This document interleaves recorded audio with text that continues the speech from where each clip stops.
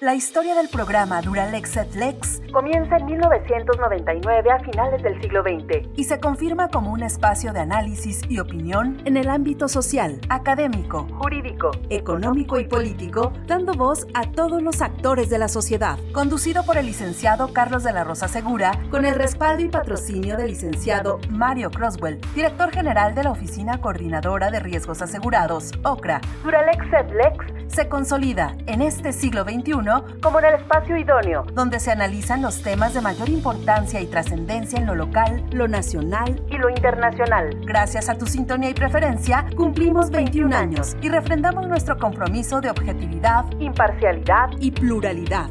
Comenzamos. Duralex et Lex. ¿Qué tal, amigos? Gracias a quienes siguen su programa Duralex et Lex a través de redes sociales y el viernes a través de Easy, Canal 73, a las 10 de la noche. Muchas gracias a don Mario Croswell y a OCRA que nos permite llegar hasta sus hogares vía estas redes sociales y vía Easy. El patrocinio es importante para este programa, 21 años ya ininterrumpidos de transmisión, pero principalmente gracias a ustedes por el favorecimiento de su atención y que nos siguen en redes sociales y a través de la televisión. Pues bueno, tema obligado. En la semana hemos visto, y obligado para abogados y para la sociedad en su conjunto, el saber y el poder entender de lo que está hablando el presidente de la República al momento de pretender, si no se hace o no se cumple su capricho en su oportunidad de publicar una reforma a la ley, el hecho de que un juez de distrito conceda una suspensión provisional para efecto de que no se cumpla con este capricho, significa pues un acto voluntarioso del presidente y de alguna senadora, es decir, pues si no se cumple mi capricho y si los jueces siguen ininterrumpidamente, porque ya llevamos casi 27 suspensiones ya en amparos solicitados por compañías que producen energía eléctrica sustentable, pues se modifica la Constitución así de fácil, de un plumazo.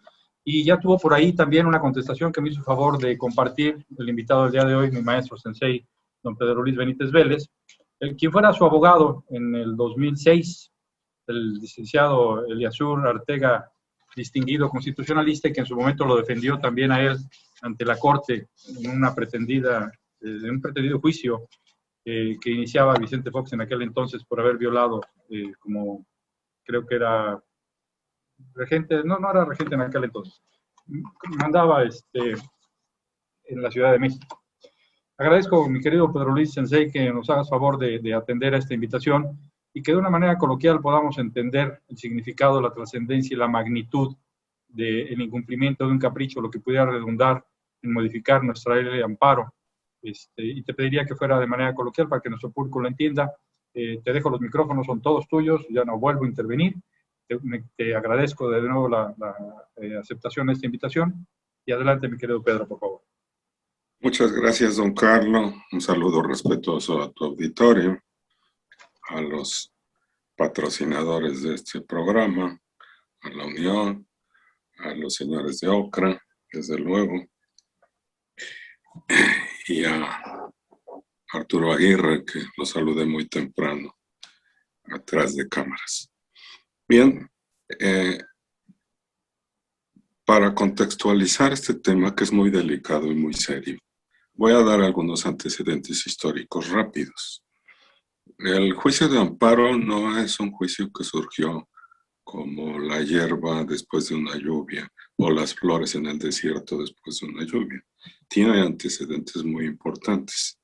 Ya los romanos en el año 32 después de Cristo, cuando César Augusto, cuando fue militar, se llamó Octaviano, después César Augusto, ya existía una estructura de derecho romano llamada la civis o la civis romanos.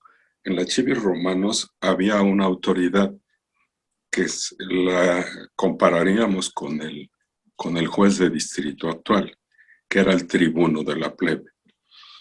Ese tribuno de la plebe, que es un patricio noble que ejerce la función de juez, tenía dos figuras. La intercesio, que como su nombre lo dice, él intercedía a nombre de los plebes y de los extranjeros, también de los patricios, cuando había un conflicto en la ciudad. Inmediatamente él tenía esa posibilidad. La otra era una figura jurídica muy interesante, que es un antecedente muy primitivo del juicio de amparo, que es el homine libero exhibendo. ¿En qué consistía el homine libero exhibendo?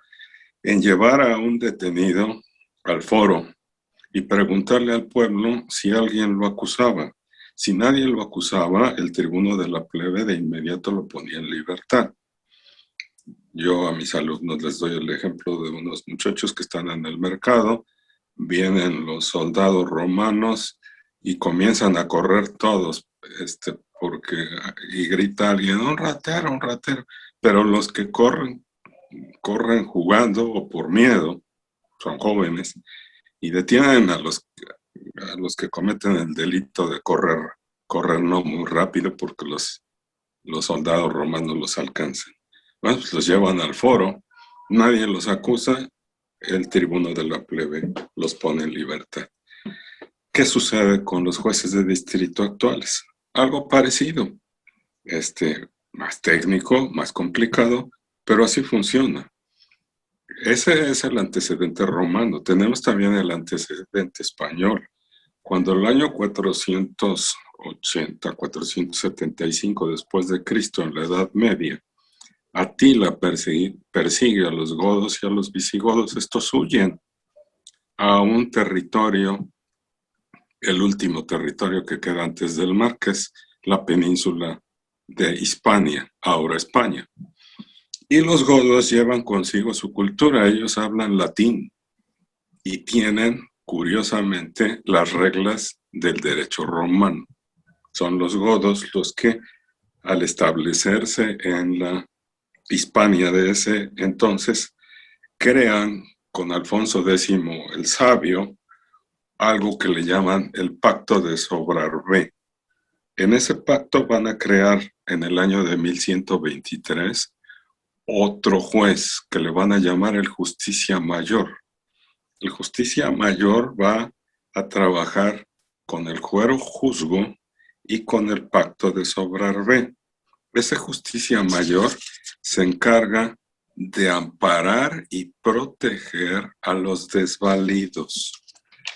Las leyes que dicta Alfonso X el Sabio en su primera recopilación de las leyes de España están en latín, no están en idiomas populares, sino que las escriben en latín y aparece esa figura del Justicia Mayor. El Justicia Mayor también tiene en ese pacto la posibilidad de oponerse al rey y de proteger a alguien contra el rey. Esa es una de sus funciones. Incluso tenemos un caso trágico para 1591 en el Reino de Aragón. El juez, don Juan de Lanuza, le piden que proteja a través de los fueros juzgos a un secretario de Felipe II. Felipe II lo considera traidor, y huye, y en Aragón el juez Juan de Lanuza en 1591 lo protege. Llegan los soldados de Felipe II, el rey, a querer detener a Antonio Pérez, que había sido su secretario real, y Juan de Lanuza se opone, le dicta una previsión a favor de Antonio Pérez. ¿Qué hace Felipe II? Enardecido de que el juez, un juececillo, está protegiendo a su secretario, pues decide crearle un juicio paralelo, algo así como: eres corrupto y te voy a mandar con el Consejo de la Judicatura. La historia se repite. Lo manda al Tribunal de la Santa Inquisición. Bueno. Y lo declaran hereje. Sí, claro. Al declararlo hereje, el juez Juan de Lanuza en Aragón termina en el cadalso decapitado. La ciudad tiene monumentos en el centro de Don Juan de Lanuza y hay fotografías, las pueden consultar en internet, donde es llevado al cadalso. Si después Arturo quiere, le proporciono unas pinturas muy interesantes y las puede editar para que vean el nivel de responsabilidad y compromiso que tenía un juez frente a un protegido, a un ciudadano que está protegiendo, que lo quieren detener más que por capricho del rey Felipe II. En Inglaterra tenemos el famoso habeas corpus. Surge en 1215 cuando los varones obligan al rey Juan Sin Tierra a firmar un acta constitutiva y en esa acta dicen que los jueces que apliquen el habeas corpus están por arriba del rey y que podrán protegerlos contra el rey. Juan Sin Tierra no quiere firmar y los varones le dicen, si no firmas, te vamos a enjuiciar y sigue el cadalso. Entonces el Juan protege su cabeza y firma la famosa ley jurada de aquel entonces. Vamos observando cómo está construido nuestro juicio de amparo. Los franceses, como todos lo sabemos, tienen la famosa Declaración de los Derechos del Hombre y del Ciudadano de 1789, formada por una generación que ya habían muerto todos. Ya habían muerto los enciclopedistas, Diderot, d'Alembert, Juan Jacobo Rousseau, Montesquieu, pero habían dejado sembrada la semilla de cómo debía ser una constitución. Surge un derecho constitucional francés en 1789. 10 años después, en 1799, el secretario y amigo de Napoleón Bonaparte, el gran jurista Sieyès, crea el jurado constitucional. Ese jurado tenía como función vigilar que se cumpliera la Constitución en todas sus partes y que si la Constitución era afectada, ellos podían anular actos. Vemos que también los franceses están participando en esto. Y Norteamérica en 1786 hace su declaración de independencia, emite su constitución. La constitución ya existía desde 1775, un año antes, pero la Convención de Filadelfia, la famosa e histórica Convención de Filadelfia, allí es a donde ya firman todos los 12 estados norteamericanos, solo eran 12, y allí tenemos a George Washington, a Hamilton, a Madison, a James Madison, a los grandes constitucionalistas norteamericanos, desde luego al famoso Thomas Jefferson y a Benjamin Franklin, que además de inventor, creador, también es constitucionalista. Ellos también adoptan, como por su influencia, el habeas corpus, que es un sistema de amparo exclusivo para cuestiones de carácter penal, pero lo tienen hasta la fecha y lo respetan todos, incluyendo a Biden, el actual presidente, y el anterior. Jamás se atrevieron a tocar esa figura, la respetaban. Donald Trump a veces hacía berrinches porque decía que los abogados eran un estorbo a sus actos de gobierno, pero bueno, eso es cuestión de formación y de cultura. Después venían sus propios abogados a decirle que mejor no dijera eso porque le iba a ir mal. Como lo sabes, casi lo llevan a un juicio político que lo salva un sistema mayoritario, pero sus pecados jurídicos allí quedan y allí quedarán para siempre. Bien, ya en México tenemos a dos grandes precursores de lo que va a ser en el mundo por primera vez el llamado juicio de amparo. Tenemos a un yucateco muy importante que se llama Manuel Crescencio García Rejón y Alcalá. Manuel Crescencio García Rejón es un yucateco cuya madre es de las Islas Canarias y ella le acerca muchos libros de los tiempos de la Revolución Francesa. Él lee a Montesquieu, a Diderot, a D'Alembert, a Rousseau, y va creando una cultura muy importante. Se forma en el seminario de Mérida. Él termina su carrera de filósofo y luego de la de Derecho, que estaban muy vinculadas a los 18 años de edad.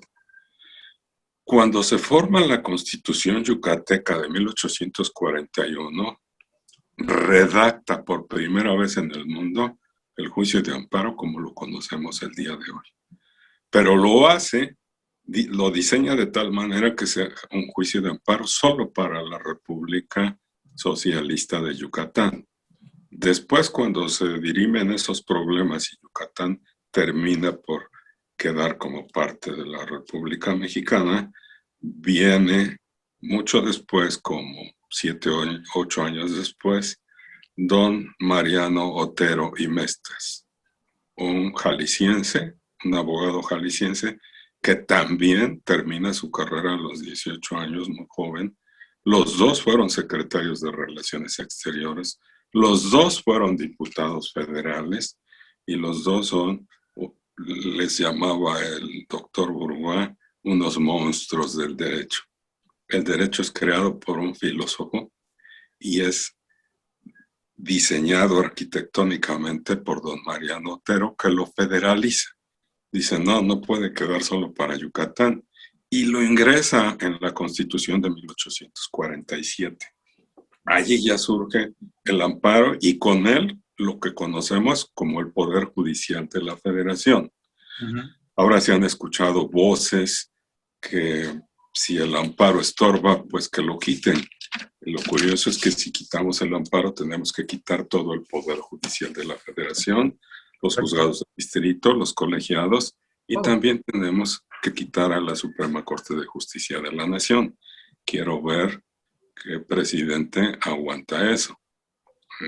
Si no lo aguantó Juan Sin Tierra, que era rey, ni los césares respetaron la civitas romana, siempre todos los césares, desde César Augusto, el primero, hasta los últimos que ya estuvieron en Constantinopla, todos ellos respetan la estructura jurídica de protección al ciudadano romano, ya sea patricio, plebeyo o extranjero.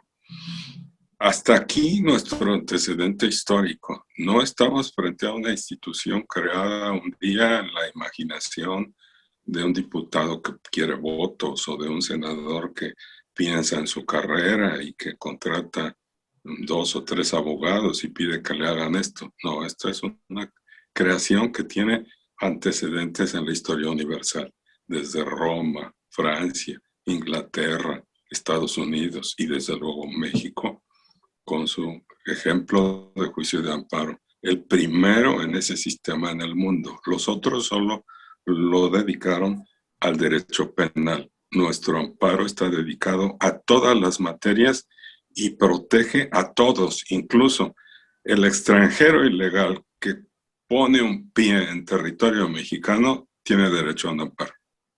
Correcto. A partir de ese momento, no importa si está legal o ilegal, ya está pisando territorio mexicano, o si se introduce una embajada. Esa es la nobleza de nuestro juicio de amparo, que es reconocido y respetado en todo el mundo. 8 minutos, mi querido Pedro, para que englobemos el resto del tema, por favor. Sí, con gusto. Bien, entremos al fenómeno que se está dando actualmente. Un juez de distrito de apellido Gómez Fierro, homónimo del notario Luis Gómez Fierro, en paz descanse, de Morelos, otro Gómez Fierro, el actual, decide conceder una suspensión a favor de una empresa que es concesionaria de la venta de energía eléctrica. Sí. Esos amparos, por razones técnicas, se interponen en el capítulo de autoridades responsables. La demanda es contra autoridades responsables y empezamos por el presidente de la República, el secretario de Energía, el secretario de Gobernación, el director de la Comisión Federal de Electricidad, y suelen tener 30, 40 autoridades cuyos nombres y cargos los encontramos en sus propias páginas de internet. Cuando se interpone esta demanda se interpone por la aprobación, promulgación y publicación de las reformas a la Ley de Energía que le van a suprimir sus derechos a las empresas que venden energía eléctrica en el país. Estas empresas, la primera de ellas, interpone su demanda de amparo. Al presentar su demanda de amparo, tiene derecho a una medida provisional que se llama suspensión. Esa medida es, mientras dura el juicio, yo voy a suspender todos los actos. ¿Y qué hace el juez? A ver, ¿quieres aplicar tu nueva ley? Presidente de la República, ya la promulgaste, ya la publicaste, te la aprobó el Congreso, muy bien. No la puedes aplicar en este caso hasta que se decida si es constitucional o es anticonstitucional tus normas. Mientras es inaplicable, respetas a la empresa. Ya van 27 empresas que han seguido el mismo camino y ya son varios jueces de distrito como don Juan de Lanuza atreviéndose a conceder la suspensión contra esa ley. La ley de amparo se los permite y mientras dura el juicio no pueden afectar a esas empresas, tienen que respetarlas y tienen que aplicarles sus anteriores leyes, o sea, las leyes con las que funcionaron y con las que obtuvieron sus concesiones. ¿Qué hace el señor presidente? Hace dos cosas. Una muy buena, respeta la suspensión. Hasta el día de hoy, respeta la suspensión, no la toca. Una muy mala, se enoja con el juez Gómez Fierro, le hace en el derecho español con don Juan de Lanuza. Bueno, a Juan de Lanuza le cortaron la cabeza, a le quieren cortar la carrera. Bueno, y ahora resulta que hay 27 suspensiones en las que varios jueces de distrito ya están en la misma postura, pero no queda ahí. En el discurso del presidente ya hablamos de lo que ha hecho muy bien, obedeció la suspensión, él y todos sus funcionarios. Hasta ahí tiene 10. Después hace una carta en la que le pide al presidente de la Corte que castigue al juez porque dice que nos pidió la suspensión. El juez muestra por internet su resolución y resulta que sí pidió la suspensión. La empresa que vende energía eléctrica sí pidió la suspensión. Entonces, ahí hay una falta a la verdad. Que no la dice bajo protesta de decir verdad, y eso nos lleva a que si cometió un ilícito o no. Bueno, yo creo que no, porque no la protestó. Pero en su carta pide que el juez sea investigado. Un proceso administrativo en el Consejo de la Judicatura para que finalmente se le despida con vergüenza. Curiosamente, la carta es fuerte, es dura, no tiene un planteamiento jurídico ni probatorio, diplomático, como corresponde a que yo como presidente me dirija a la Corte o me dirija al Congreso. Debo ser muy cuidadoso en mi lenguaje y sobre todo en mi escritura. ¿Qué hace el presidente de la Corte? De inmediato le contesta la carta. Igual de rasposo. No, ninguno de los dos es cuidadoso del idioma diplomático. Y los dos, en el lenguaje coloquial actual, chocan trenes. Me dice, sí, ya vi que te quejaste, voy a mandarlo al Consejo de la Judicatura y allá que se decida. Cuando era su oportunidad de haberle dicho, darle una contestación histórica, darle una contestación sensata, leer las cartas de Benito Juárez para aprender a manejar un idioma diplomático serio. Si ustedes leen la carta de Benito Juárez a Maximiliano de Habsburgo, que todavía viene cruzando el Atlántico en el buque Novara, la carta es durísima, pero es muy cuidadosa y muy diplomática. Con guante blanco. Mucho. Entonces, el presidente sí respeta la suspensión, pero ya enojado con la contestación que le dan, pues trae a sus asesores y les dice, ¿qué podemos hacer?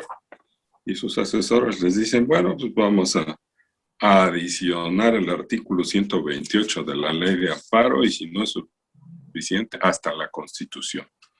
El 128, en su último párrafo, se los leo para que entremos en contexto.